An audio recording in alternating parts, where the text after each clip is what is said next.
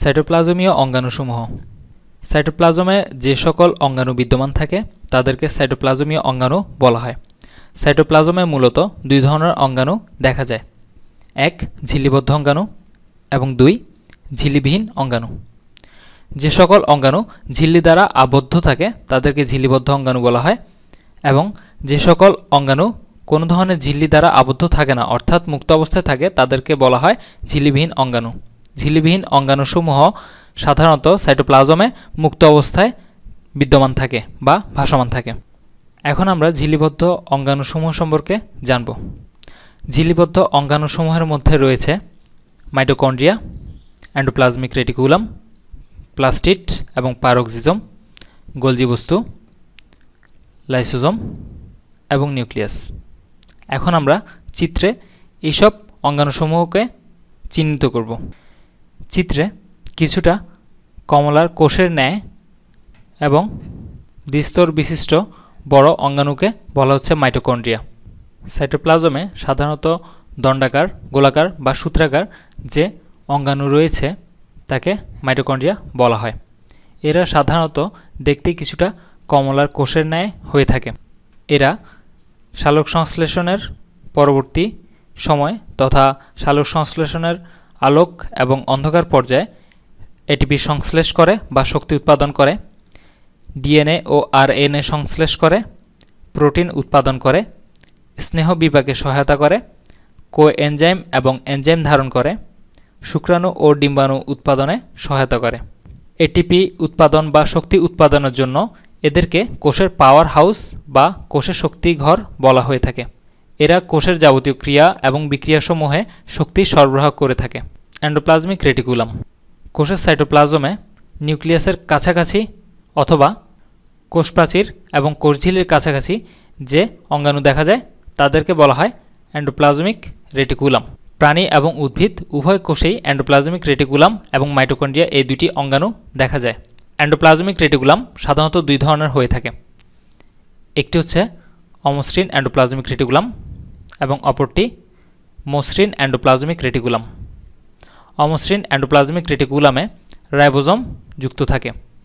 এই কারণে অমসৃণ endoplasmic reticulum অমসৃণ হয়ে থাকে, কিন্তু মসৃণ এন্ডোপ্লাজমিক রেটিকুলামে কোনো ধরনের রাইবোজোম যুক্ত থাকে না বিধায় এরা মসৃণ হয়ে থাকে। এন্ডোপ্লাজমিক রেটিকুলাম সাধারণত রাসায়নিক বিক্রিয়ার ক্ষেত্র বৃদ্ধি করে এবং কোষীয় পদার্থসমূহ তথা জৈব এবং অজৈব পদার্থসমূহের জন্য পরিবহন পথ রূপে ক্রিয়া করে। এছাড়াও এন্ডোপ্লাজমিক রেটিকুলাম প্রোটিন সংশ্লেষ করে, লিপিড ও স্টেরয়েড উৎপন্ন করতে সহায়তা করে এবং সংশ্লেষিত পদার্থ সংগ্রহ ও সঞ্চয় করে রাখে। প্লাস্টিড এবং পারঅক্সিজম। প্লাস্টিড কোষের একটি গুরুত্বপূর্ণ অঙ্গাণু। প্লাস্টিড সাধারণত উদ্ভিদ কোষে দেখা যায়, তবে কিছু কিছু নিম্ন শ্রেণীর প্রাণী কোষেও প্লাস্টিড দেখা যেতে পারে। উচ্চ শ্রেণীর প্রাণী কোষে তথা উচ্চ শ্রেণীর প্রাণীতে কখনোই প্লাস্টিড থাকে না। উদ্ভিদ কোষে ক্লোরোপ্লাস্ট নামক প্লাস্টিড দেখা যায়। ক্লোরোপ্লাস্ট ক্লোরোফিল নামক সবুজ বর্ণকণিকা ধারণ করে। চিত্রে সবুজ বর্ণের এই অঙ্গাণুটিকে প্লাস্টিড বা ক্লোরোপ্লাস্ট বলা হচ্ছে। প্লাস্টিড সাধারণত লেন্স আকৃতির এবং দ্বিস্তর বিশিষ্ট হয়ে থাকে। সালোক সংশ্লেষণের সময় এরা সূর্য হতে আলোকরশ্মি ধারণ করে এবং সেই আলোকশক্তিকে কাজে লাগিয়ে সালোক সংশ্লেষণ ক্রিয়ার মাধ্যমে উদ্ভিদ খাদ্য প্রস্তুত করে এবং শর্করার চাহিদা পূরণ করে।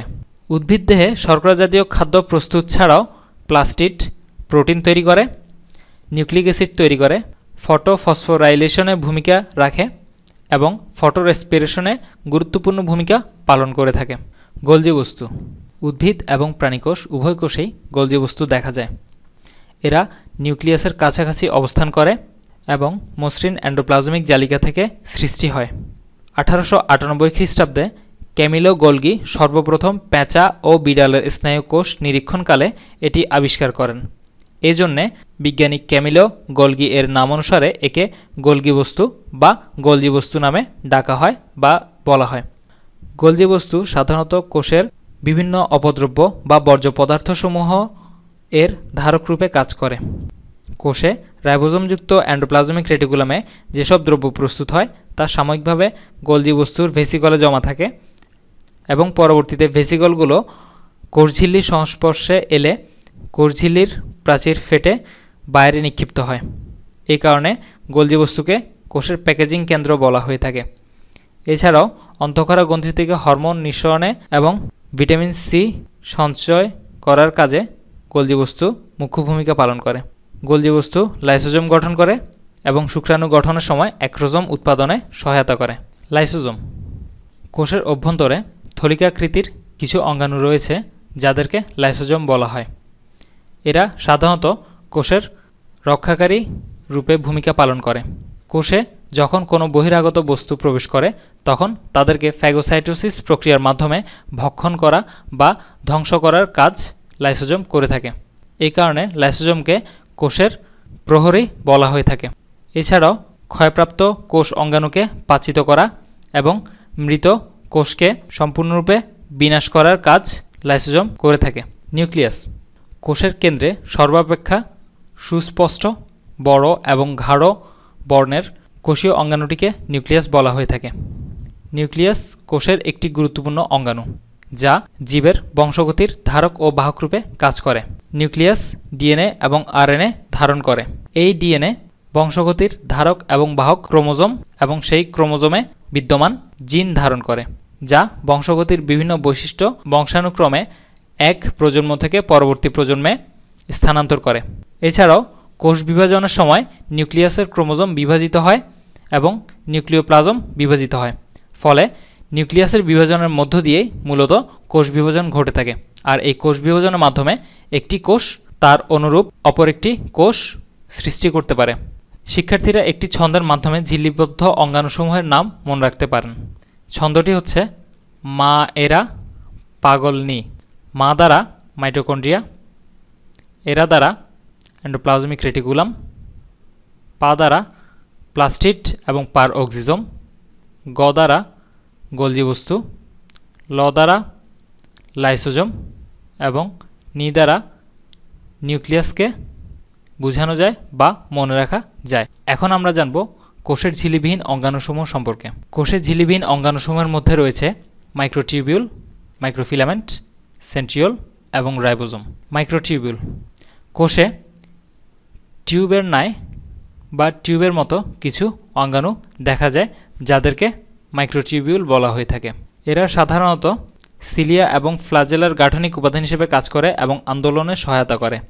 এছাড়াও কোষ বিভাজনের সময় মাকু গঠনে এবং ক্রোমোজোমকে বিপরীত মেরুর দিকে অগ্রসর হতে সহায়তা করে। মাইক্রোফিলামেন্ট কোষে সূত্রাকৃতির বা সুতার ন্যায় কিছু অঙ্গাণু দেখা যায় যাদেরকে বলা হয় মাইক্রোফিলামেন্ট। এরা কোষের যান্ত্রিক শক্তি যোগায় এবং মাইটোসিসের সময় সেন্ট্রোজোমকে বিপরীত মেরুতে স্থাপনে সহায়তা করে। সেন্ট্রিওল প্রাণীকোষে নিউক্লিয়াসের কাছে দুটি ফাঁপা বেলনাকার এবং দণ্ডাকার অনুনালিকাযুক্ত অঙ্গাণু দেখা যায়। এদেরকে সেন্ট্রিওল বলা হয়ে থাকে। সেন্ট্রিওল সমূহ সাধারণত কোষ বিভাজনে মুখ্য ভূমিকা পালন করে থাকে। কোষ বিভাজনকালে মাগুতন্তু গঠন করা এবং ক্রোমোজোমের প্রান্তীয় গমনে সহায়তা করা, এছাড়াও শুক্রাণু লেজ গঠন করা এবং সিলিয়া ও ফ্লাজেলাযুক্ত কোষে সিলিয়া ও ফ্লাজেলা সৃষ্টি করা সেন্ট্রিওলের কাজ। রাইবোজোম এছাড়াও কোষে কিছু ক্ষুদ্র ক্ষুদ্র দানাকৃতির অঙ্গাণু দেখা যায়। এদেরকে রাইবোজোম বলা হয়ে থাকে। রাইবোজোম প্রধানত প্রোটিন সংশ্লেষে মুখ্য ভূমিকা পালন করে থাকে। এরা প্রোটিন সংশ্লেষ করে বিধায় এদেরকে প্রোটিন ফ্যাক্টরি তথা কোষের প্রোটিন ফ্যাক্টরি বলা হয়ে থাকে। ঝিল্লিবিহীন অঙ্গাণুসমূহ মনে রাখার সুবিধার্থে শিক্ষার্থীদের জন্য এখানে একটি কৌশল দেয়া হলো। ছন্দটি হচ্ছে মামা সেরা। এখানে মা দ্বারা বোঝানো হচ্ছে মাইক্রোটিউবিউল, মা দ্বারা বোঝানো হচ্ছে মাইক্রোফিলামেন্ট, সে দ্বারা বোঝানো হচ্ছে সেন্ট্রিওল এবং রা দ্বারা বোঝানো হচ্ছে রাইবোজোম। এই কৌশল অবলম্বনের মাধ্যমে একজন শিক্ষার্থী অতি সহজেই ঝিল্লিবিহীন অঙ্গাণুসমূহের নাম মনে রাখতে পারবে। If you like this video and want to get more awesome video tutorial, please visit and subscribe our YouTube channel. Also be sure to like our Facebook page on facebook.com/timesvideotutorial. Oh, you can request us for video tutorial. Any positive feedback and suggestion are greatly appreciated. Don't hesitate to contact us to the number given below. Thank you.